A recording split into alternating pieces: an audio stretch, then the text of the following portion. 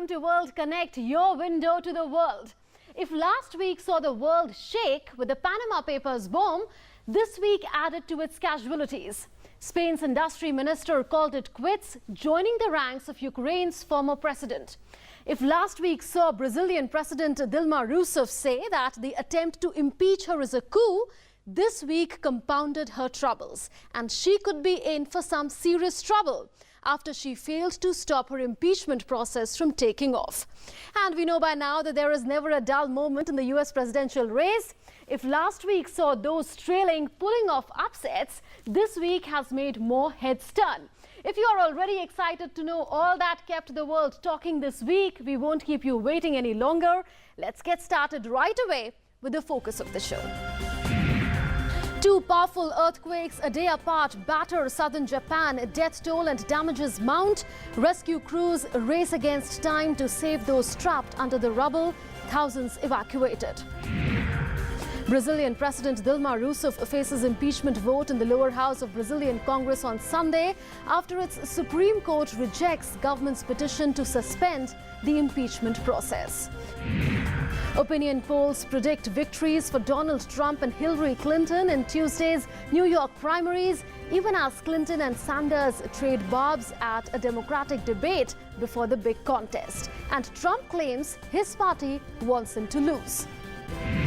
Southern Africa faces a severe drought and hunger crisis. Malawi declares a state of national disaster due to food shortages. Mozambique issues a red alert. South Africa declares the recent drought its worst in at least 100 years. And a floating school imparts free education to children living in Makoko slum in Nigeria's Lagos. A beacon of hope for Makoko's poverty-stricken community, the school can adapt to changing water levels and withstand storms and floods.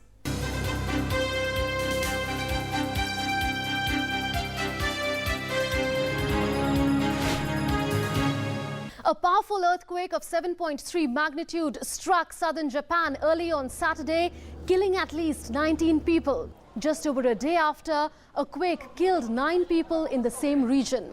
Japanese Prime Minister has ordered mobilization of more troops to the quake-hit region. Hundreds more were injured due to the fresh quake, and thousands of people were trapped in collapsed buildings. Authorities warned of damage over a wide area with reports of fires, power outages, collapsed bridges and gaping holes in the earth. Saturday's quake triggered a tsunami advisory, although it was later lifted. No irregularities were reported at 3 nuclear power plants in the area. The world's attention was focused this week on West Asia, where Syria held a parliamentary election on Wednesday in government-held areas of the country. The government said the vote was held to comply with the constitution. Voters were electing 250 members of parliament.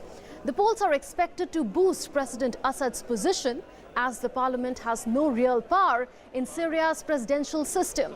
The opponents have denounced the poll as illegitimate and a meaningless process. Meanwhile, UN-led peace talks have resumed in Geneva. Syria's main opposition group is willing to share membership of a transitional governing body with current members of the government of President Bashar al-Assad, but not with Assad himself. The government is, however, firm on Assad holding on to the top post.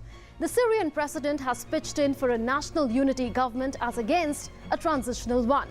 The United Nations has, however, raised concern over the poor progress in the delivery of humanitarian aid amidst fresh ceasefire violations this week.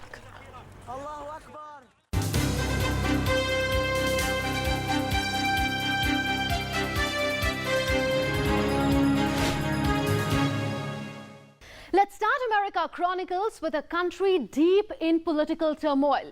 Brazilian President Dilma Rousseff's woes are showing no signs of receding. Brazil's Supreme Court has given its nod for impeachment proceedings against her to proceed. She now faces an impeachment vote in the lower house of Brazil's Congress on Sunday. If she fails that test, things could go further downhill for the embattled president. As she firefights the threat of impeachment, what's ironical is that she is being targeted in Brazil by lawmakers who are facing scandals of their own. In a major setback to Brazilian President Dilma Rousseff, its Supreme Court on Friday rejected a last-ditch attempt by her to avert an impeachment vote in Congress. This has further reduced her chances of survival, even as a new poll showed that she's short of crucial support from lawmakers. Rousseff's Attorney General, José Eduardo Cardoso, had asked the top court for an injunction to suspend Sunday's lower house vote. He had sought the suspension until the full court can rule on what he called procedural flaws in the impeachment process. But the court dismissed the motion 8-2 during a session that ran into the early hours. Before the decision, a new survey by a Brazilian newspaper showed for the first time that Rousseff's opponents had already secured the 342 lower house votes needed to advance impeachment. She's accused of violating federal budget laws by using loans from state-owned banks to mask the size of government's budget deficit, damaging the nation's economic credibility. Rousseff, on her part, has denied any wrongdoing.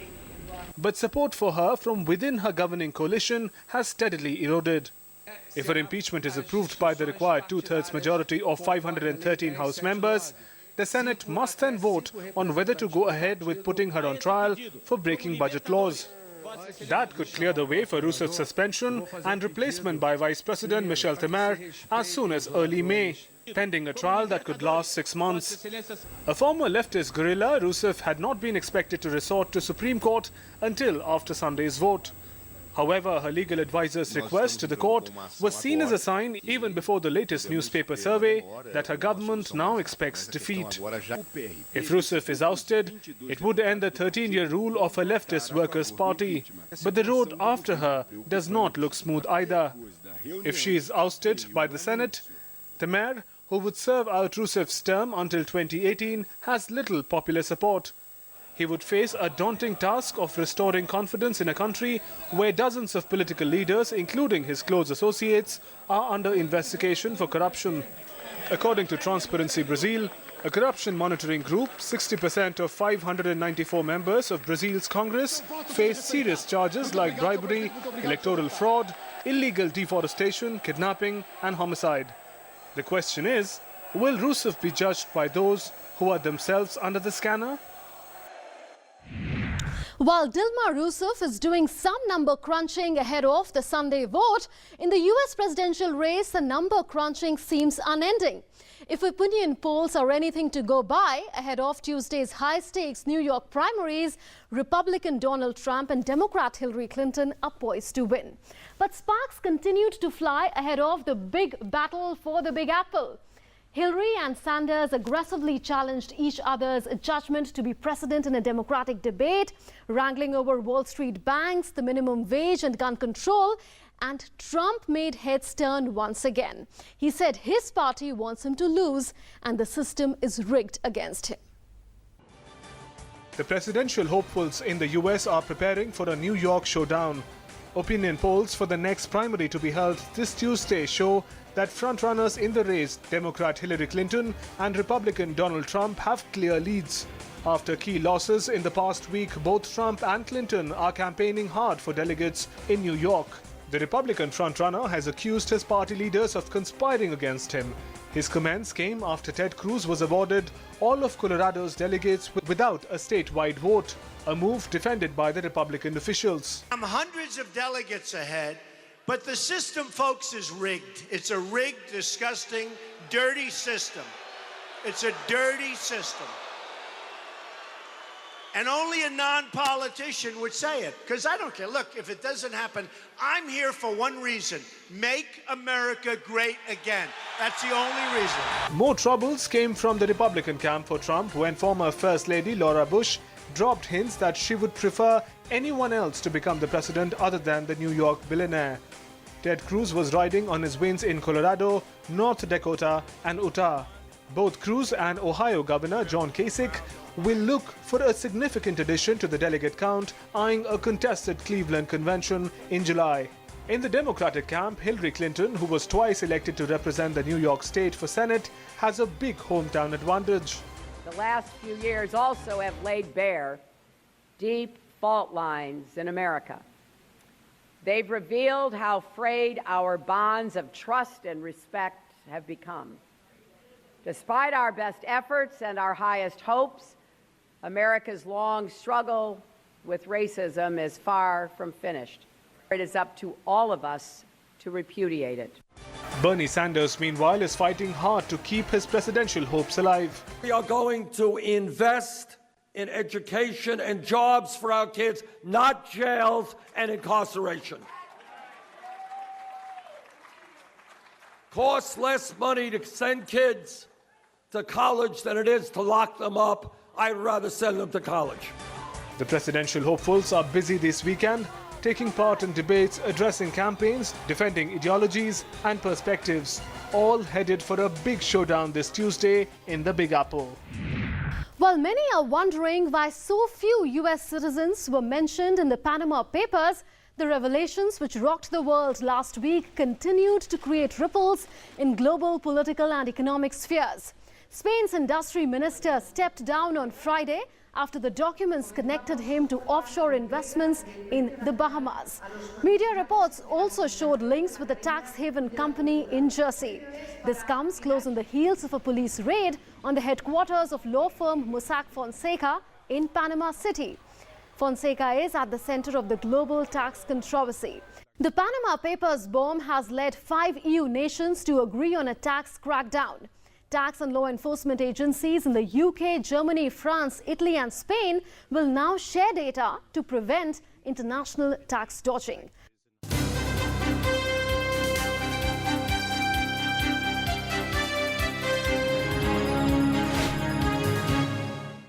For the African continent, the world this week was a mix of hope and gloom.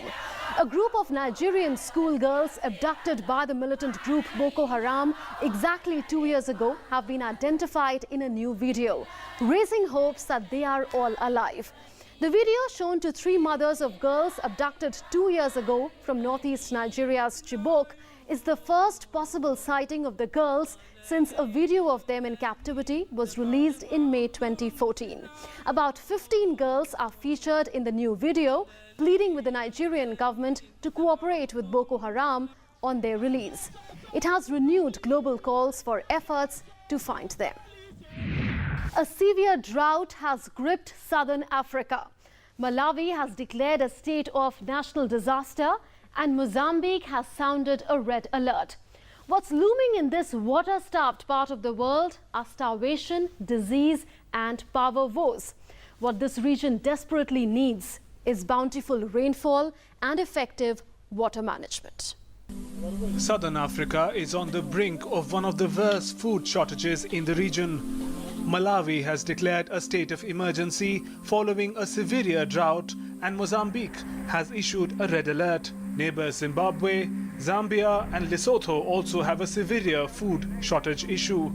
South Africa is also facing the worst drought in nearly a century. The World Food Programme has estimated that over 10 crore people in the region will be in need of aid this year.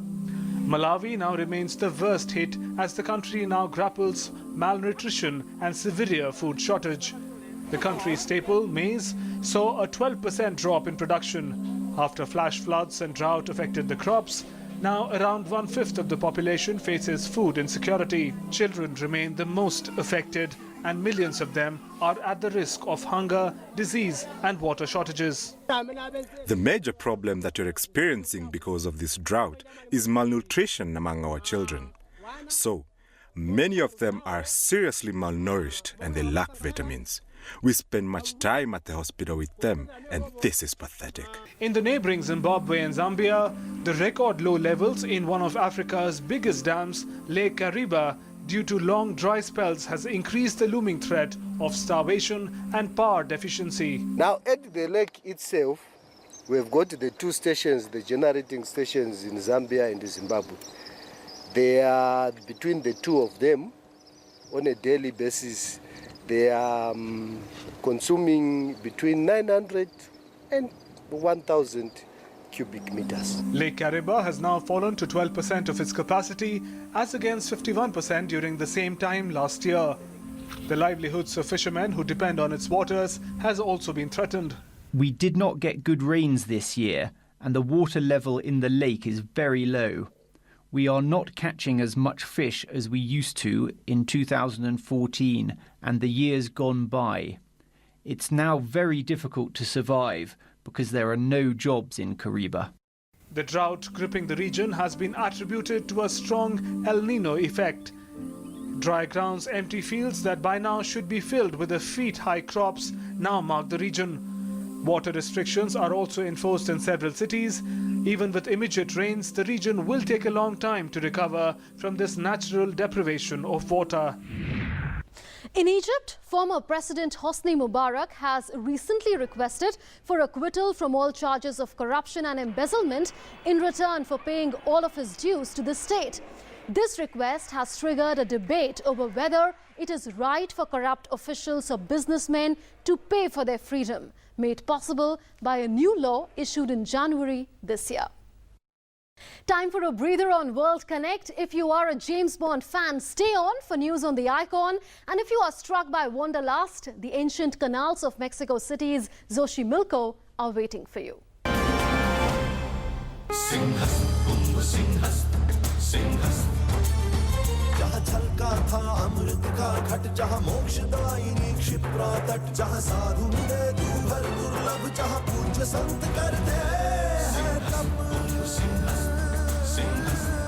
मोक्षदायिनी Kshipra के तट पर अमृत का मेला कुंभ महापर्व सिंहस्थ 22 अप्रैल से 21 मई 2016 उज्जैन मध्य प्रदेश।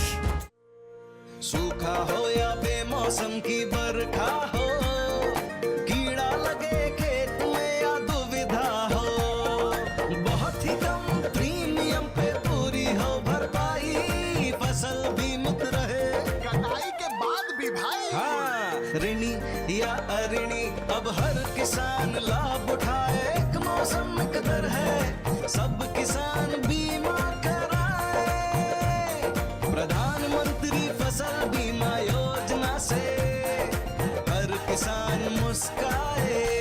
कृषि और किसान कल्याण मंत्रालय द्वारा किसान हित में जारी। अरे मेला है हाँ।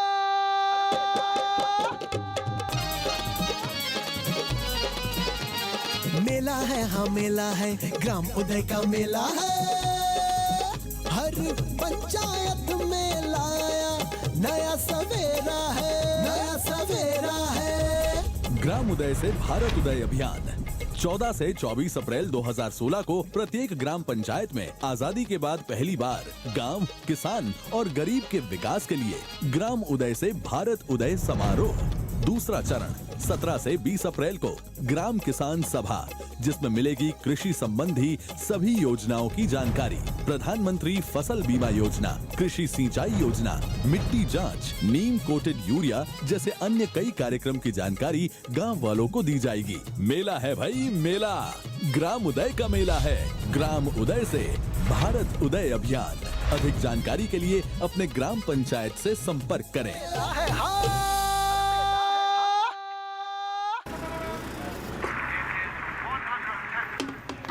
आप सबने दुनिया भर में क्या मिसाल बनाई है, जिस सफाई से आपने कचरा वहीं फेंक दिया। और मन्नू आंटी क्या कूड़ा फेंकती हैं, ओलंपिक्स के गोला फेंकने वाले भी शर्मा जाएं। और ये देखिए, लक्ष्मी भाभी की सफाई तो गांव-गांव में प्रसिद्ध है। हमारे सुखिया भैया मन की करते, जहां सोचा वहीं शौच कर दिया।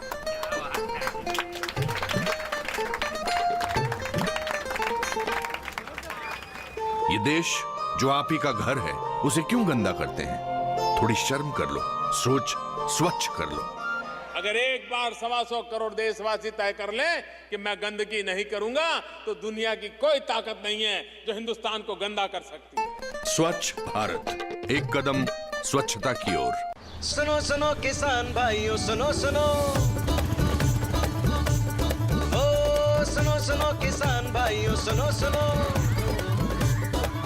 सुनो सुनो किसान भाइयों, ध्यान लगाकर बात सुनो। नीम कोटेड यूरिया आया, खेती में नई क्रांति लाया।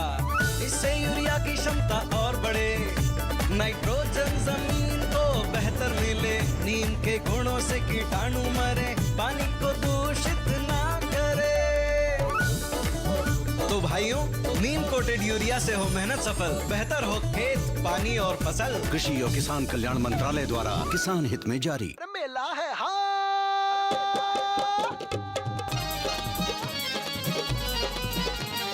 मेला है हाँ, मेला है ग्राम उदय का मेला है। हर पंचायत में लाया नया सवेरा है, नया सवेरा है। ग्राम उदय से भारत उदय अभियान 14 से 24 अप्रैल 2016 को प्रत्येक ग्राम पंचायत में आजादी के बाद पहली बार गांव, किसान और गरीब के विकास के लिए ग्राम उदय से भारत उदय समारोह। पहला चरण 14 से 16 अप्रैल। बाबा साहेब डॉक्टर भीमराव अंबेडकर की याद में सामाजिक समरसता कार्यक्रम, जिसमें भाग लेकर सभी ग्रामवासी समरसता संकल्प को दोहराएंगे। मेला है भाई मेला, ग्राम उदय का मेला है। ग्राम उदय से भारत उदय अभियान। अधिक जानकारी के लिए अपने ग्राम पंचायत से संपर्क करें।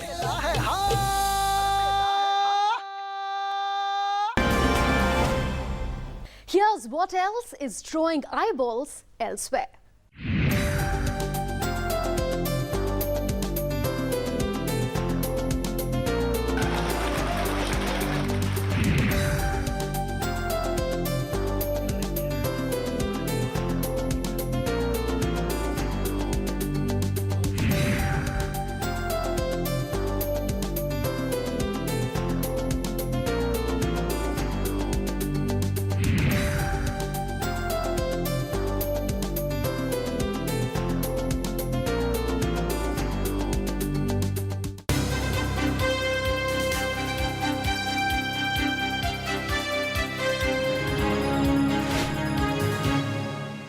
If you are a Bond fan, Paris is the place to be, because that's where you'll find his original costumes, props and film clips.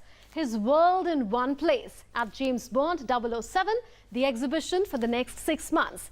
Did you say the world is not enough? A Bond fan can surely never have enough of him. The man with the license to kill has been around for more than 50 years now. The British Secret Service spy with his well-tailored suits, technologically advanced gadgets and suave speech delivery is the ultimate action hero for many. A 6-month-long Paris exhibition showcases the unique and captivating Bond style in the longest-running film franchise of all time. With an array of original costumes, props and film clips, the James Bond 007, the exhibition, aims to recreate the movie experience. James Bond films always follow a similar narrative structure. So James Bond always goes to visit M's office, he goes to Q branch to be armed for his missions, he usually goes to a casino, he goes off on missions to exotic locations, he battles villains, and there are often snow chases in the films. So what we decided to do was follow that narrative structure and allow visitors to follow in the footsteps of James Bond and really have that authentic experience. The film series, based on Ian Fleming's spy novels, was launched in 1962 with Dr. No starring Sean Connery in the role of the 007 secret agent. And the director of the film, Terence Young, took Sean Connery to his own tailor, Anthony Sinclair, to have a slim, centered suit cut for an athletic body. This was the beginning of the costume style that would continue for decades. You also have to respect a few rules which are making the success of 50 years of Bond. I mean, you have to remember that Bond is an English gentleman working in the service of Her Majesty. So he's wearing a suit as a job, you know, I mean, this is his job. He's dressed up like that to go to work. So he is, in the same time, extremely elegant, like an English gentleman is expected to be. He wears perfect shoes, very well, beautifully cut suit. This is the inheritance that you have, and you have to carry that. The Bond style has a long story to tell, the turn of a century, and patterns that change with that. Outfits, famous locations, and of course, the Aston Martins. The legacy continues.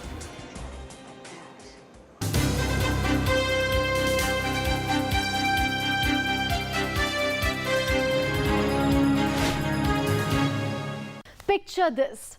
You are sailing down a network of green canals in a colorful open-air gondola. Welcome to Xochimilco. at the southern edge of Mexico City.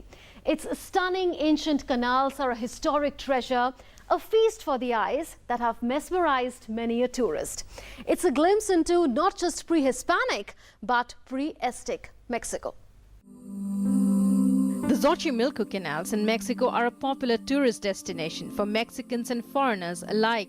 For those living in the city, a boat row in the Xochimilco canals, just over an hour from the capital, are a weekend tradition. The canals stand out with their colorful boats and picturesque waterways. They are much more than a tourist attraction. They are a piece from Aztec history, a reminder of the pre-Hispanic heritage.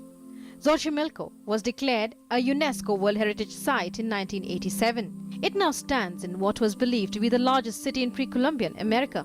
The Aztecs had skillfully built the city on the now dried-up Lake Texcoco. They came up with an ingenious design which embraced the water-filled landscape around it, along with canals and bridges connecting it to land. They also had embankments to prevent salty lake water from mixing with fresh spring water. Terracotta aqueducts also surrounded the city.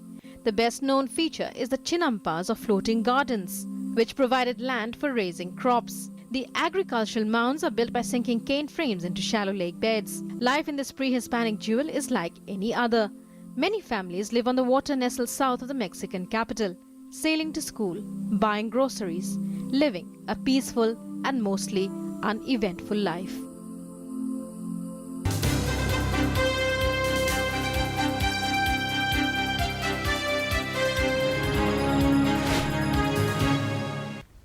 A floating school is making a world of difference to hundreds of poor children in Nigeria's Lagos, most of whose parents fish for a living. The children who study there simply love the experience of learning on a boat in the midst of water. What's more, the school offers them free education. Had it not been for architect Kunle Adeyemi, this novel experiment would not have seen the light of day. In the heart of Nigeria's largest city, Lagos, is a floating slum which houses thousands of people. Popularly called the Venice of Nigeria, the Makoko slum does not share the grandeur of the Italian city. Stuck without proper shelters and with the tag of illegal residents, the dwellers of Makoko have one thing to rejoice over: architect Kunle Adeyemi's floating school. The little children now have a chance to continue their education in a school boat with water everywhere around them. I like it because it's facing by the house, and water, and cutting the environment to learning and clapping and jumping and singing. I like the school because I have never seen any school floating on water before. This is the only one that I've seen. That is why I forced my parents to take me to this school. I like this school. Kunle Adeyemi, an architecture graduate from the University of Lagos, owns a firm in Amsterdam. A visit to his home city and school inspired him to start designing the Makoko floating school in collaboration with the Makoko waterfront community. Though the fear of demolition loomed over the project, Adeyemi went ahead and built the school. His dream to provide a solution to those suffering from poverty came true, as the Lagos state has now decided to adapt structures that fit into the urban landscape. Demolition does not affect our development. We hope our development affects the issues surrounding the demolition, because we're also offering to the state a solution for developing a place like Makoko and other water communities in Lagos State and in other parts of Nigeria. Sourced from local timber, the pyramidal structure of the school blends in with the environment. Variation in water level does not affect it, and most importantly does not affect the children's learning process that was disrupted when water entered the old school.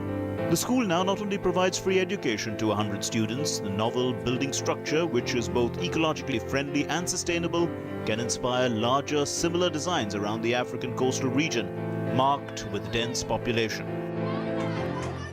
That's learning while you float. This brings us to the end of this edition of World Connect. Don't forget to share feedback with us on the show. You can write to us on our email ID, which is worldconnect@gmail.com. You can also check out our Facebook page. But before we leave, we will show you how thousands of worshippers flocked to a temple in Taichung City to send the palanquin off on a 9-day journey in honor of Taiwan's popular goddess Mazu. Until we meet you again next week, it's goodbye from the entire team of World Connect. Thanks for watching.